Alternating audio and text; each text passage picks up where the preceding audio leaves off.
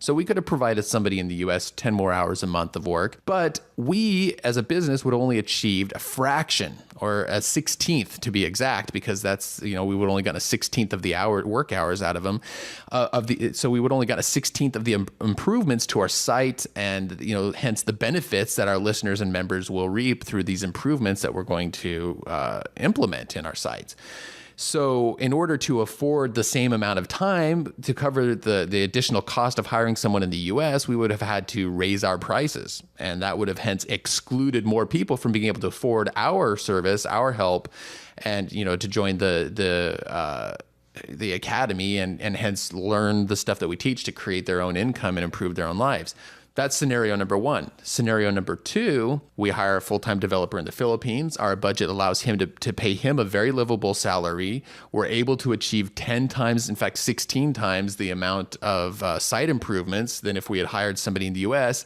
And so therefore, our ability to reach our market and help them and help people create their own businesses, create their own income, what is our one of our primary purposes for this podcast and this business, is vastly improved by the fact that we hire somebody full time. So obviously, when we weigh these two scenarios, we've opted for the second scenario. By doing things competitively and cost effectively, we end up creating more opportunities for people to listen to us and to learn the stuff that we teach. And hence, in the end, people start more small businesses, internet businesses, whether it be in the US or any other country as well. And, it's something that's been said many times that small businesses are the backbone of an economy.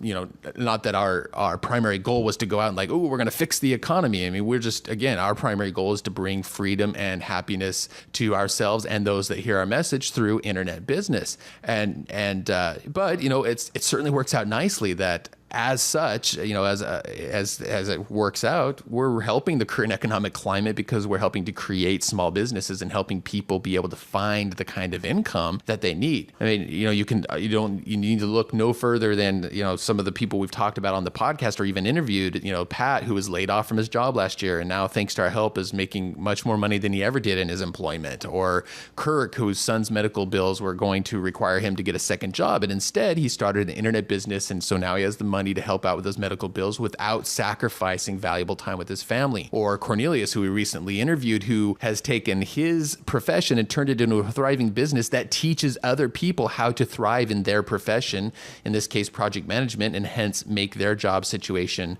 more solid. So, I think that's a pretty strong argument for the economic benefits that kind of end up permeating through what happens to be our primary goal for this business. So all that to say that in the end, we have no ethical or moral reservation about the approach that we've chosen for our business to do the outsourcing. And, we make it a policy not to do anything that would harm anyone else or harm a human being. I mean, yes, we want more happiness for ourselves and others, but not if it's going to hurt somebody. So, we don't do anything.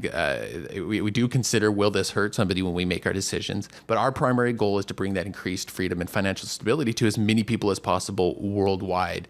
And by doing business as efficiently as we can, we reach that goal to a greater degree. So very, lengthy, long-winded, I guess, response to that email. And I, like I said, discussed this through email with him as well. But I thought it was, something interesting to bring to the podcast for people to hear, our stand on that. Since we do talk a lot about outsourcing, there's probably some people who have wondered that, and, also to hear what other people think on the matter. But having said all that, Sterling, what is there anything particular that comes to mind for you? Well, I think that the way you said it is very diplomatic and nice, and I very much agree with it. It's probably best that I not get too, obviously this isn't a political show. We could go into the politics of it and stuff, but, I could.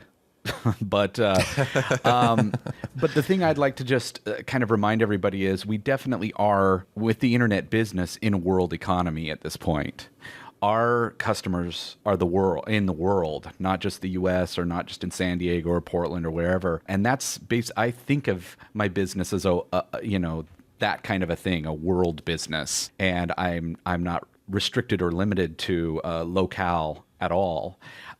So I come at this whole situation with that in mind, as well as, and again, you said it really well. It's based on your own personal preferences of how you want to do business, and the goals of our business are to make great lifestyles for ourselves, and we just happen to both get fulfillment out of helping others do the same. So those are the two main important things for us. And without getting any more political, I think I'll leave it at that. So I completely agree with what you're saying. And I guess there's just a couple more points that I want to make. I mean, we definitely realize that with a podcast that is listened by a lot of people worldwide. I mean, yes, we have an ability. We're in a position to influence others. I mean, we talk about how to build influence in our academy, and we know that we affect people's thinking about their business and in making decisions, and we continually strive to use that position that we have responsibly. Now, in the end, people have to realize. I mean, look, there's something called personal responsibility. And so if somebody decides to hire and outsource, that's because they know their circumstances and they make the best decision for them. Let's say that they listen to something we said and they think, maybe I am going to have to lay off a couple people and outsource, and that's sad when somebody has to be laid off. But again, yes, we're offering up information, but there's a disclaimer at the end of every one of our email newsletters. It's like, look, you have to make the right decisions for you with whatever professional help that you get from lawyers, accountants, and whoever else, given the laws and the things in your own current where you live and all this the circumstances that you are in. You're the one that knows your situation better than anyone. So, I mean, yes, we offer up our best insights, but at the end, it's personal responsibility in each individual that makes the decision for themselves. So, I think we've probably said, enough on the issue, but, by all means, we're open to hearing other people's ideas on that. I mean, it's a very interesting topic of discussion. So by all means, we'd love to have people come back to the blog post for this episode. This is episode, what are we on here? Number 70, I think? 70. Yeah, episode number 70 on the blog. And, comment. Let us know if you have other thoughts about this, by all means. And, we'll let the community have their say as well. So a little longer chit-chat than normal, but something that I thought was very interesting and we definitely wanted to bring to the podcast. All right, so with that, let's go ahead and we have an awesome interview for you with somebody who's done some really cool stuff. Let's jump into the interview with Mark Mason. And now, the features segment. Hello, everyone. This is Jay here. Hope you're doing well. I'm joined by Sterling as well. And we've got today on the phone Mark Mason. Mr. Mark Mason, who has been a longtime listener of Internet Business Mastery, also a longtime member of the Academy. He was one of our original charter members of the Academy when it launched almost a year ago. And he runs a site called masonworld.com. And we'll be talking to him more about that as well as his other activities online. He's been starting an internet business while working full time, and also he's a family man. So we wanted to talk to him about how he makes it work, how he gets it all done. He's done an excellent job working consistently and being focused and making it work despite the limited time that he has. So thank you very much for joining us today, Mark. Hey, thank you very much, and I really appreciate the fantastic introduction. It's great to be talking to you guys today. Well, let's go ahead and, have you talk to us a little bit about what got you into internet business to begin with. What brought you to the world of internet marketing and information marketing? Well, this is kind of a question I get a lot, and actually the answer is, at least it's interesting from my point of view. I was a computer geek, but I didn't really understand anything at all about how money moved around on the internet. But I always kind of felt like I wanted to have a web-based business. I just didn't really understand what that meant. And one day I saw a story on the Today Show about a guy he was a retired handyman who had a website that was, I later found out, monetized with AdSense, and he was pulling down $11,000 a month with an AdSense website. And I figured, if this guy can do this, and he's a retired home handyman, certainly a computer geek can be successful in those sort of circumstances. Yeah, that is one of the things that I have other computer friends that are really versed at computers, and I think it always really makes them grit their teeth to know that I actually make money with it, and they're the ones that help me all the time, right? Exactly. And I keep trying to explain to them that I can hire people to do the computer stuff if I have to, right? It's about the marketing and the actual business side of it, but yeah, that happens to me.